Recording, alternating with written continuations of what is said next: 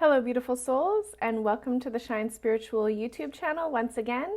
Today I'm going to continue the story of my awakening and share a little bit more about what I saw in my second visioning.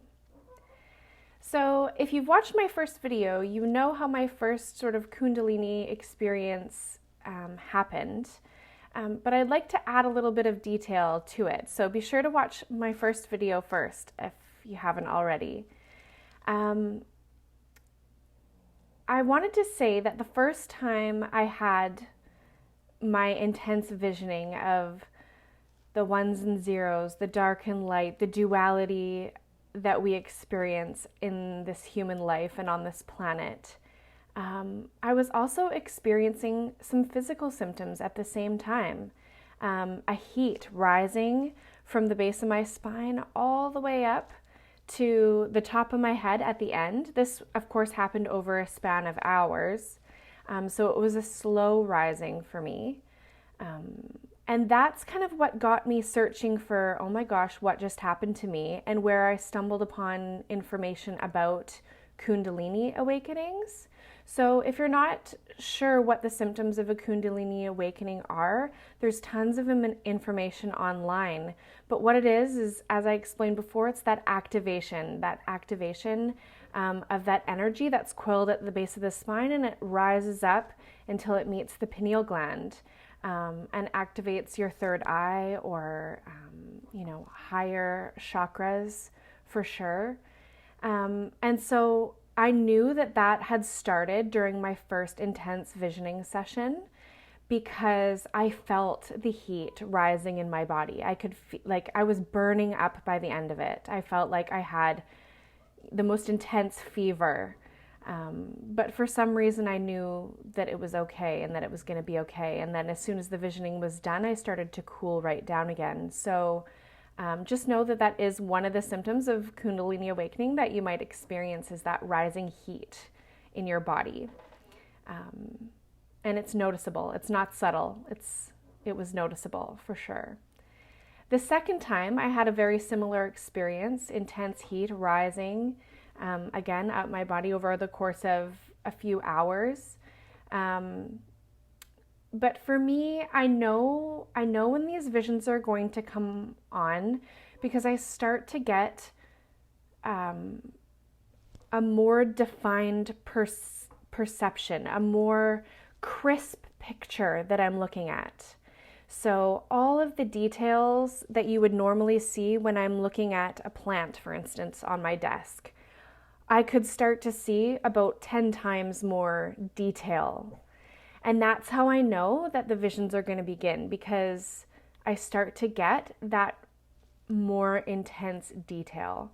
And then either I can stay awake or stay with my eyes open, and I start to sometimes just get a little bit freaked out, or I know that I'm safe, keep telling myself that I'm safe, and I go lie down and close my eyes and watch what the show has in store for me. And that's what I did the second time. The second time I started to feel it coming on, almost like it starts to get, for me, like a little bit, I almost start feeling a little bit fearful. But then I relax and coax myself. And that's because at the time, I definitely had a ton of shadow work still to do. I still do. We all do. But it was a little bit more. This was early on in my journey. A couple Easters ago. It was around Easter time. And this time, when I went to go lie down, I could basically see the edges of the screen of my perception. Everything started to look a little bit more like it was being projected onto a screen, which is quite interesting because depending how far along you are in your spiritual journey, that is actually what is happening. There are some great teachers out there. Earth 1111 is one of them I can think of, and she explains that your DNA is the film reel, and depending on what your DNA is, it will sort of project that reality for you. And of course, as you raise your frequency, as you raise your vibration, you build more of your DNA, and then that's what changes your external perception of reality. So more on that another time. And if you haven't already checked out Earth 1111's work, she's got some great videos on that. But I could start to see the edges of the screen, and what I was being shown was I was being switched between several different realities, and some of them very interesting. So I would go between my own reality in my room at the time and someone living on the far side of the world who was living in poverty and having trouble paying a bill, or in trouble for not paying a bill. I can't remember. There was definitely some financial stress that I was sort of getting dropped in. And then the other reality that I was experiencing was like, royalty, silk sheets, lavish surroundings. And then the other reality that I was viewing was as an animal, like cattle. And I'll tell you a little bit more about that in a moment. And then I could all of a sudden smell so much grass, like a fresh cut grass. And I realized that I was experiencing things from the perspective of a blade of grass. And then I was experiencing from another perspective, a man perspective, and I could actually like smell coffee, and like I don't drink coffee, so this was odd. Like I could smell coffee and tobacco and things that would not be around me in my current surroundings. And so I knew what was being shown to me was just varying perspectives and viewing the current reality from all of those different perspectives.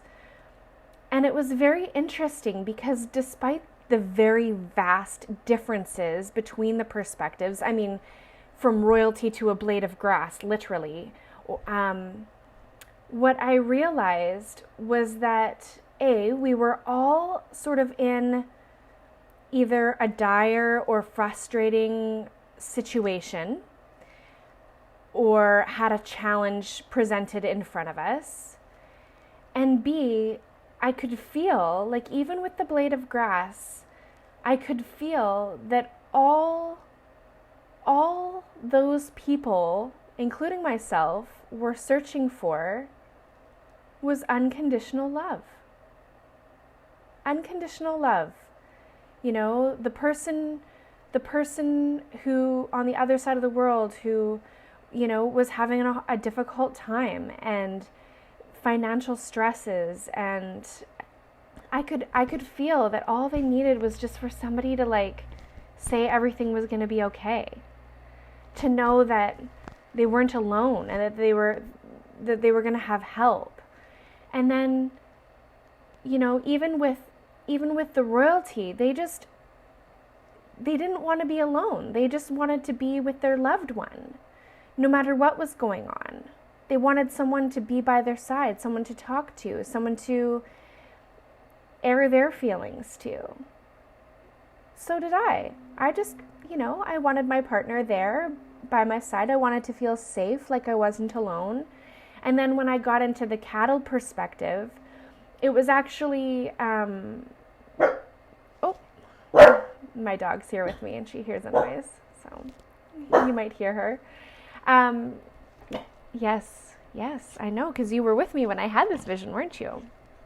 Her name is Gracie. She's full of beans. Anywho, so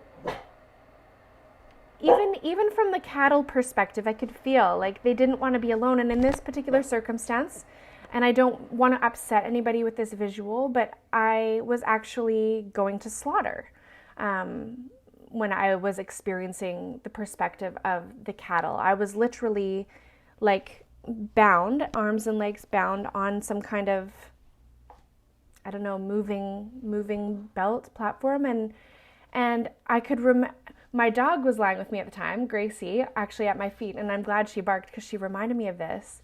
And I could reach out and I could feel her, but in my vision, it was coming across as though I was like next to another animal as I was going to slaughter, and I was comforted by that as an animal. Like just not being alone, you know? They are sentient beings too, and the blade of grass also, like finding comfort in looking around and knowing that you're with lots of other blades of grass and that you're all going through the journey together. And so there were a few messages. Well, it was quite disturbing at the time, and I was, you know, in fear a little bit about it, especially the slaughter part, because it seems real. It seems, you know, I'm feeling all the emotions and all the feelings of these different consciousnesses. It was very interesting because I saw the world from their perspective, and honestly, I didn't feel much difference between all of them. We all wanted the same things. We all wanted love and safety and belonging, and just to know that we're not alone. And the messages that sort of downloaded with alongside these visions was that everybody is doing the very best that they can based on the frequency that they're at. So I'll say that again. Everybody is doing the best they can based on the frequency and the vibration that they're at. So at the time, I think that I was holding a lot of anger around the world and what was happening in the world and the elite and all of the players that are making life challenging for a lot of people and beings right now, animals included. And it basically helped me to see that while I can feel angry and frustrated and at my wit's end with actions that are happening in the world and decisions that are being made and how, you know, the corporate world is being run and all the different things out there. Again, I can't say much on YouTube, but you get my drift, and I'm sure you are aware of some of the things that I'm talking about. But I kind of could put that anger down a little bit. I could let that anger flow through my body easier, knowing what I could see from that vision, that everybody is doing the best they can based on the frequency that they're at. You know, while yes, some people do have malicious intent, there is no doubt about it. That malicious intent even still comes from underlying beliefs and traumas about how they can get by in the world. You know, what they have to do, what they need in order to be happy in life. And believe you me, no matter how much money, fame, or luxuries you have in the world, it cannot buy you happiness. It cannot buy you happiness. And we see that all the time. I felt that in my own experience. Not that I had, you know, castle or mansion or anything like that, but I am so grateful for all of the creature comforts that I am able to have in this life, and that I am able to put food on the table for my family, and that I'm able to, you know, look out this window into my beautiful backyard and things like that. You know, I think it's about, you know, the message that came through in my first vision was you can avoid getting burned in the fire. This was kind of one of the other messages I received in that first one when I was seeing comets and war and fighting and explosions. And, I had a little bit of a fear of fire. And I'm sure that's connected to some past life experience. Witches were burned at the stake. And I've seen a few posters on posts on Instagram that say, we are the descendants of the witches you didn't burn, or the witches that you did. And it's the truth. We are. But we're not going to be burned this time. Things are different now. Humanity is more awakened to these atrocities that are happening in the world, and collectively, we're never going to let that happen again. Just like, we're never going to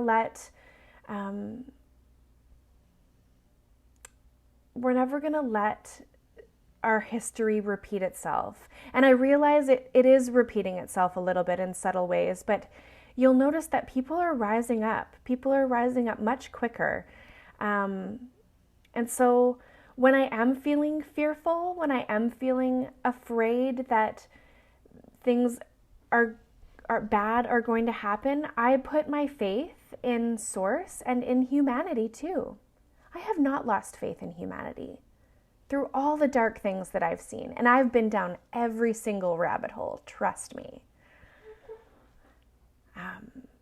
But I have not lost faith in humanity. This is our time. We are entering a golden age. We are made for this. We are equipped for this. We are here in this time specifically to witness and be a part of all of what is happening right now, this great awakening. But back to, the fire visions from the first visioning experience. I got told that if we are just stay in gratitude, that will help us to not feel the burn of the fire. When we awaken, everything does kind of burn away, fall away. Everything that you're not burns away. We let go of friends and relationships that just are no longer at the frequency that we're vibrating at, jobs, life circumstances. A lot of people are moving right now. You hear all over the news about the Great Resignation. Yeah, it's not the Great Resignation. It's the Great Awakening. So it is about being in that place of gratitude, and that will attract abundance. And I'm going to talk all about that in future videos. But, these visions of and downloads saying, be grateful for everything that you have, and you won't get burned in the fire. It's saying that as soon as we operate from fear or from lack, and I've said this before and I'll say it time and time again, as soon as we operate from those lower, denser energies and make decisions that are out of alignment with our 0 point, with our higher selves, with our source connected selves, then we're gonna get burned. And not literally, but we are going to suffer. We're going to suffer if we continue to make those choices from those lower, denser emotions and energies. And so when I had that second experience showing me all these different perspectives and giving me the download that, everyone's doing the best that they can based on the frequency they're at, and knowing that the frequency is continually rising on this planet, it helped me to let go of some of the anger that I was holding on to.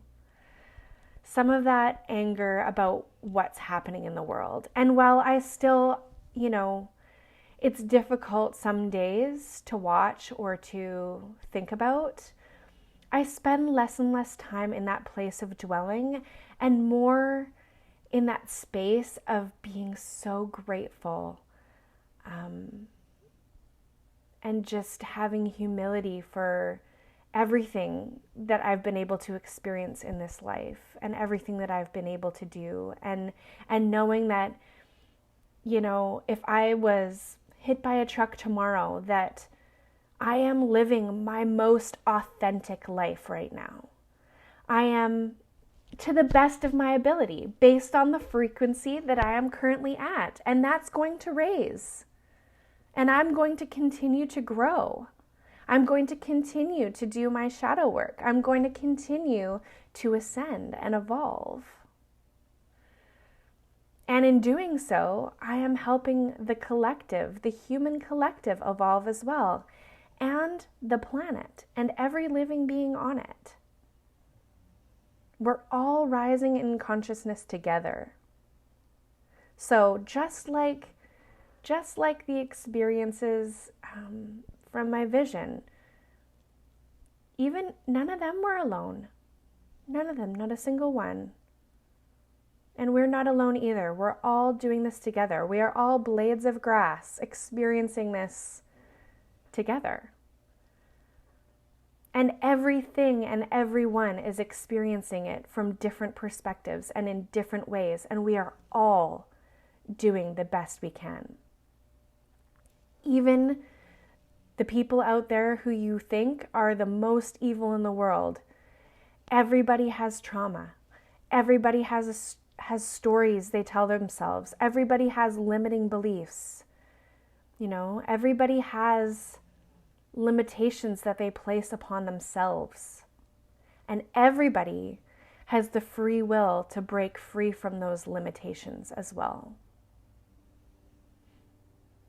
So I hope that this has shed some light on my second vision and what I experienced and what it taught me. And if you are struggling to cope with everything going on in the world, just know that everyone's doing the best they can. And everyone has the capacity to choose differently. So hold them capable. Hold them capable. And know that in time, their fate, their destiny, their path will emerge for them. And they can choose to follow it, or they can continue to choose to ignore it and experience further suffering. But we can be the light right there beside them, experiencing it along with them. Whether they're experiencing joy and abundance or further suffering, we can still be there with them, urging them onto or gently guiding them towards the path of light, which is what we're here to do. If you're watching this video, I'm going to bet that you are a light worker. And that's what we're here to do. That's what we're here to do. We're here to help raise the vibration and to help people find their way. Because we're all, and you've probably heard this one too, but we are really all just walking each other home to Source. It's a beautiful visual that I'm left with at the end of each day, and a comforting one, no matter where you're at. So I hope you have a great day, and just know that I'm right here alongside you, helping you walk home too.